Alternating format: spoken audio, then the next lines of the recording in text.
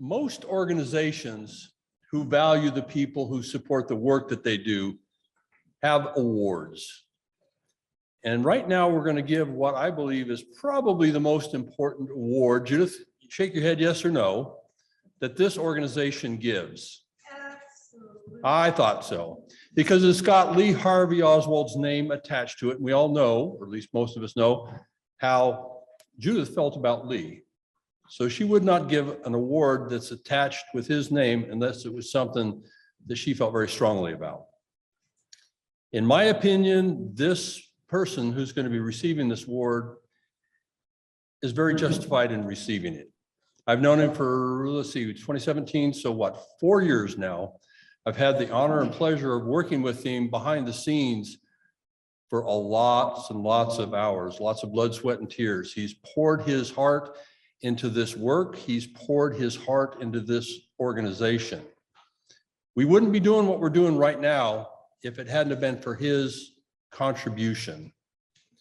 He's the filmmaker who created The Searchers, who did many hours of interviews with some of the most important witnesses and researchers in the JFK assassination. He put together a wonderful movie. It's easily watchable. It's a joy. We saw a clip this morning on Jim Mars, and hopefully we'll be able to see some additional clips throughout the conference. But I'm grateful to this man for what he's done. He and I share the same purpose, which is to put things on video so that the future generations can watch it, learn from it, and pick up the thread to do additional research on what we put down here today and in the future.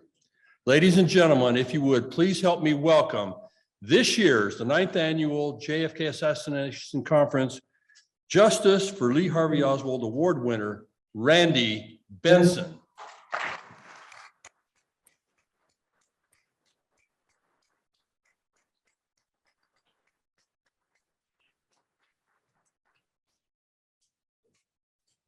Now, if you were back there, you could zoom in and show us what I'm going to show you. I'll get an insert. But this is a very special award. It's beautiful. Judith said it's some stone. It's stone that's embedded in glass. Stone embedded in glass. It's absolutely beautiful. I'm sure Randy will let you see it if you ask nicely. But ladies and gentlemen, let's go ahead and hear from him now. He's going to be tonight's keynote speaker. Ladies and gentlemen, Randy Benson.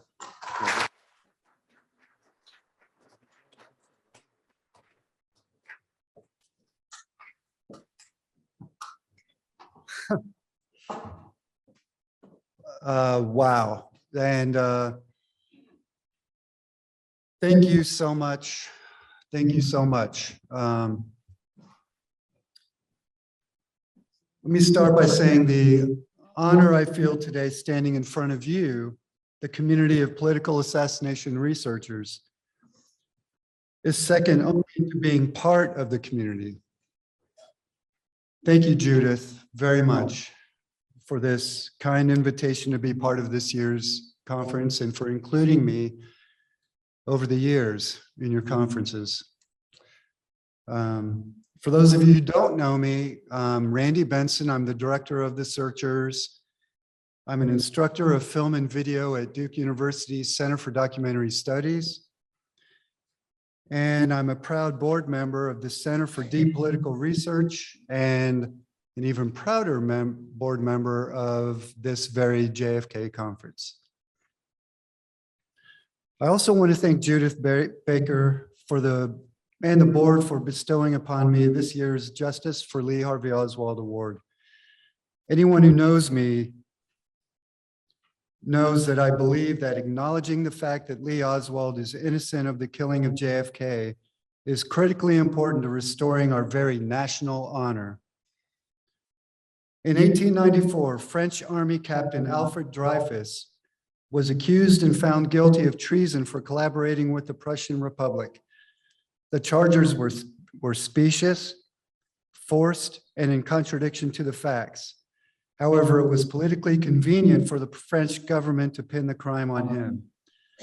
Only a small band of supporters, led by a loved one, kept the story alive in the overwhelming task to exonerate him. Sound familiar? While Dreyfus was found not guilty in 1903 on a technicality, it wasn't until the documents became behind the original accusations and trial were released in 2013 that the French government admitted that the charges were without merit. They officially exonerated him and formally apologized to Dreyfus and his heirs. Thus, 119 years later, France's national honor in the Dreyfus affair was finally restored.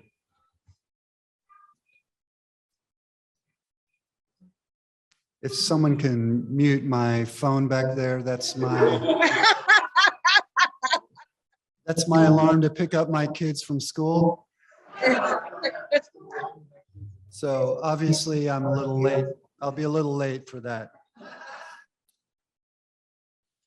Now, in the case of Lee Harvey Oswald, his innocence has been fully established, beginning with Mark Main's lawyer's brief and continuing with numerous texts and the releases of documents. His innocence has been fully established over the last 58 years. However, until the United States government finally acknowledges the false accusations and formally apologizes to Lee Oswald and his loved ones and heirs, our national honor will continue to be sullied and will never be able to truly move forward as a country from the events of the 22nd November 63. It might take 119 years. I dearly hope not, but someday this must take place. At the conclusion of Oliver Stone's '91 film JFK, the character of New Orleans District Attorney Jim Garrison, played by Kevin Costner, delivers the final summation in the trial of accused conspirator Clay Shaw. At the end of the incredible 8-minute-long monologue, Costner breaks the fourth wall and settles his gaze directly into the camera and upon the audience, at each of us. He then states profoundly, simply, directly, "It's up to you." While that moment set me upon my journey into the world of the JFK assassination research, it would be a quarter century until I finally fully understood the true meaning of that line. Over the next decade, I devoured every video and book that I could relating to the assassination. It was only in 2001 that I decided it was time to test the waters of the greater research community. Scouring the internet, there was only one conference online at the time. That was the JFK Lancer Publications and Productions November in Dallas conference. I purchased a ticket immediately. It was held in a grand ballroom of the Adolphus Hotel, right next door. The grand ballroom, way out of my price range. So I stayed in a flea bag over by the Trade Mart. It was actually a terrific entry for someone like me, a guy who knew nothing but had an enthusiasm and a curiosity to learn more. I found the speakers and their presentations to be extremely interesting, and I took notes voraciously. It was the JFK impersonator reciting part of Kennedy's inauguration speech that revealed this conference to be less of a conference and more of a convention. Fine for some, a bit disappointing for me. Lucky for me that I was approached by one of the attendees, Peggy Davidson, who's sitting at the table right outside. A woman who obviously knew everyone, fellow attendees, organizers, witnesses, speakers. She asked if this was my first assassination conference, and I said yes, this was my first trip to Dallas. Then she asked if I was going to the other conference. I responded with a blank stare, to which she suggested I go across town to check out the quote unquote real conference. It's a lot smaller and less commercial. This was my first taste of the intra-community divide. I jumped in my rental car and flew across town to the old Hotel Lawrence, right off Dealey Plaza. It's now depressingly a La Quinta Inn. Crammed in a tiny second floor meeting room was the annual regional meeting of COPA, the Coalition on Political Assassinations. Around 30 mostly bespectacled and middle-aged guys listened raptured to a Santa meets Malcolm X character. Longtime executive director and co-founder of COPA, John Patrick Judge. He became my research mentor and friend. I miss him dearly. This, I thought, was the real academic community I'd been hoping to find. And it was at that moment that I decided to embark on what was to become a 14-year journey making my film, The Searchers. John was not only the central character to my film, but he became my research mentor and my friend. I do find it beyond satisfying that Judith and John were able to come together as co-workers towards the truth before he died. John could be a stubborn guy for anyone who knew him. So that's most likely in no small part to Judith's commitment to making that happen. Thank you, Judith. As a nonfiction filmmaker, one of the pillars of our philosophy is to always make the separation between yourself and your subject, and the participants in your film. One of my proudest achievements is breaking that rule, and that I threw that out of the window and tried to become a researcher myself. I truly believe that in this case, the only way to honestly portray what the role of a researcher is in our democracy is to also become a researcher yourself and to become part of that community. That's the only way you can understand what you have faced for the last 58 years. What struck me early on was the political and philosophical diversity of the research community. You'd find the most right-wing conservative sitting next to the most left-wing liberal, both working together for the truth behind the murder of our president. How in the hell, I thought, was that possible in our political climate? I mean, people can't agree on the flavor of ice cream, their favorite flavor of ice cream, for God's sake. Yet, in this case, the truth mattered. The search for the truth mattered. A researcher I interviewed said, quote, "If someone were to have told me on November 22nd, 63, that a vast majority of my best friends are my friends because of that day, I would have said, you're crazy. We're a family." After a few seconds, he continued with a caveat, but sometimes we might do as families sometimes do. Early in my time researching the researchers, an old-timey researcher told me, he laughed when I said research community. He said, community? No, one of the biggest roadblocks you're going to face will be from other researchers. And while I understood that comment, I'm fortunate and proud to say that I never faced that over the years.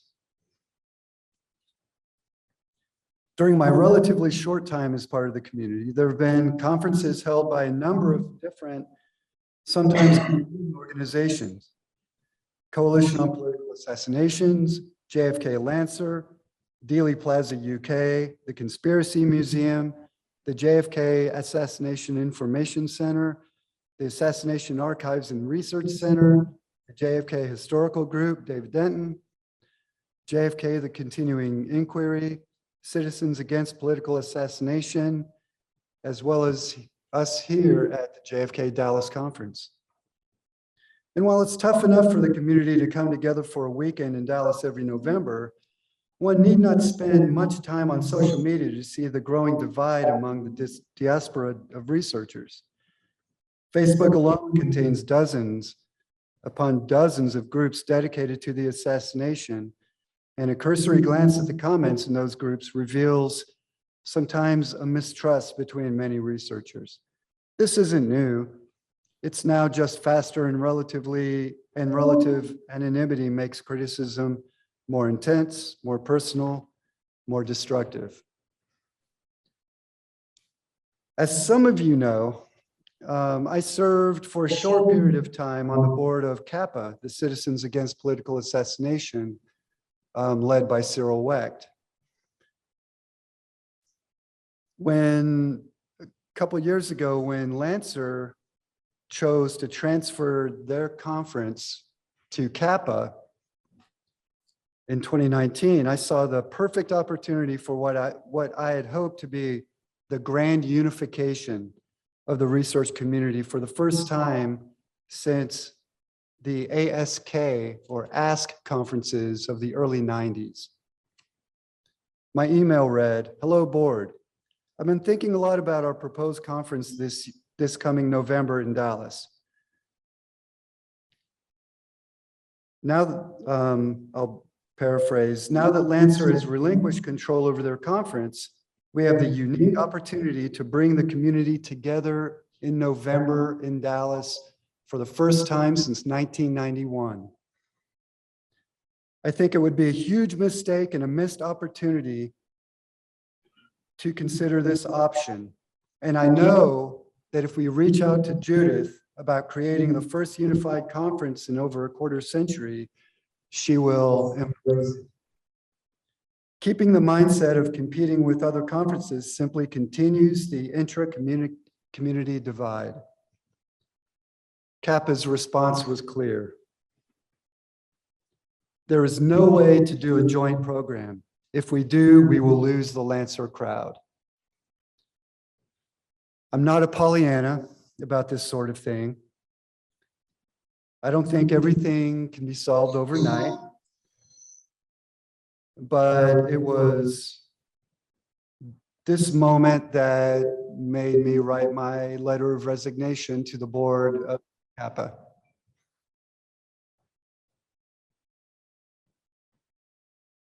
Ultimately, these conferences aren't about the speakers or the organizers or even the AV crew. It's about you, the attendees. You're the ones who are yearning for the community. You're the ones who will take this rejuvenated enthusiasm back to your own research. You're the ones who will help spread the word of the new research. You're the ones who will vote and keep up what I call God's work. This is how change works. And this is why CAPA's out-of-hand dismissal of my recommendation was so profoundly disappointing. And I resigned from the board not long after that.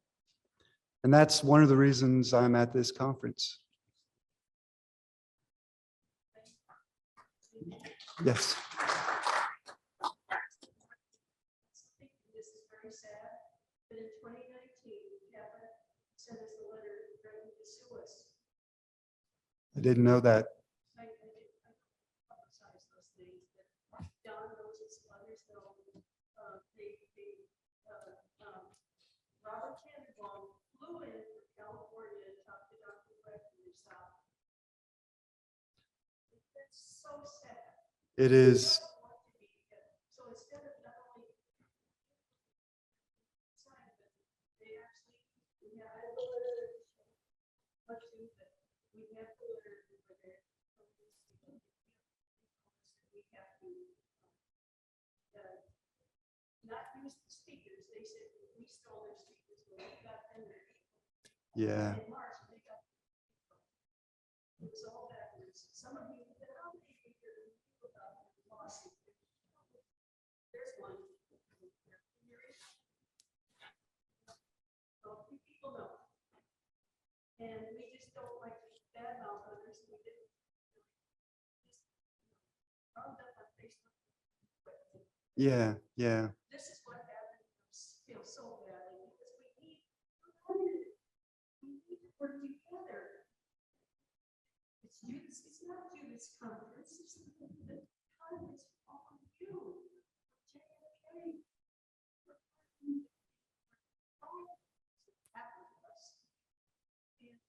You say people.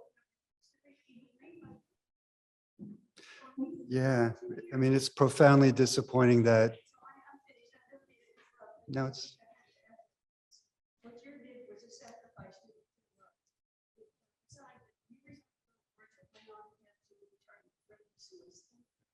yeah. If, well, I would, had I known, had that happened before, I would have resigned even earlier. So hope you know that for sure. Hey, just, Sorry? just, is this microphone on? Just. Test. We're starting to ask people if they're speaking in the audience to come up here and use this microphone because people listening who have paid on Zoom cannot hear people in the audience. Okay, So if they do have a comment, just come up here and you can sit next to me and grab the mic. okay. Well, we can do that after the fact, but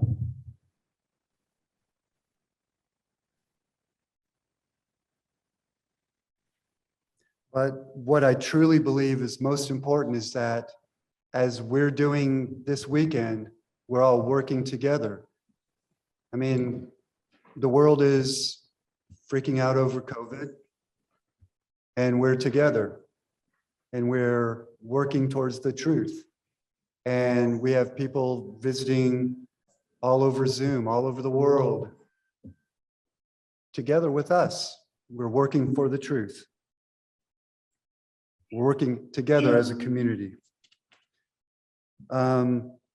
It's this sense of community that I want to be part of. That's one of the reasons why I'm working with Lorian Fenton on developing an online television network, JFK Truth TV, which is dedicated to gathering different aspects of research regarding high-profile assassinations in order to give the greater research community as much thoroughly researched, thought-provoking, and well-documented information as possible.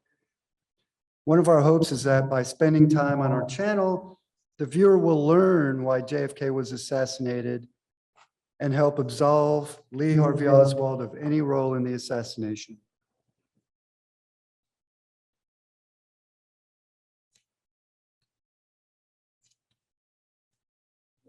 One of the interesting things I want to share about John Judge,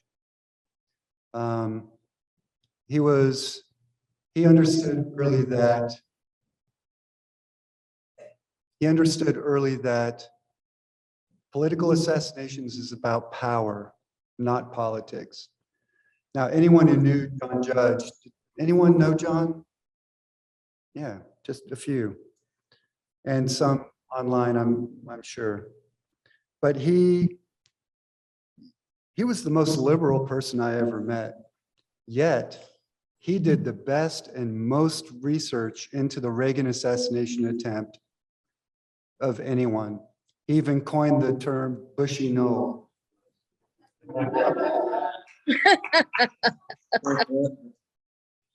Why did he give a damn? Because he recognized from the very beginning that the removal of a president is about much more than party or ideology. It's about the machinations of power and ultimately the health of a democracy. And we are all mortal. Those were the words delivered by Kennedy in his commencement address at American University on June 10th, 1963, less than 5 months before his murder. Known as the peace speech, many researchers, myself and John Judge among them, believe that speech to be the final nail in JFK's coffin. Beginning in '99, COPA held a commemoration of the speech every June 10th on the campus of American University at the place where Kennedy delivered that speech. Most of the time, it was just a few interested citizens. And when John passed away on tax day, ironically enough, 2014, I took it over for him. No one can possibly replace him, but I felt that it was important to continue the commemoration of the peace speech every June 10th. So every June 10th, go to American University and you'll find me standing there, most of the time, just me and my wife and kids, reciting the following words. It's telling that we're standing here on the campus of an elite university in the nation's capital. And who's here? Just us. No students, no politicians, no press, no historians. John addressed this perfectly in footage I used at the opening of my film, The Searchers. What died on November 22nd, 1963 was more than just a president. Truth was killed, hope was killed, and a government that responded to popular movements was killed. But we in the US are what's left of democracy in the world. We have more potential than any country to make democracy work. We have the strength that the powers in this country are afraid of. But if you want a democracy, you have to make it a democracy. And the first step is to take back your history.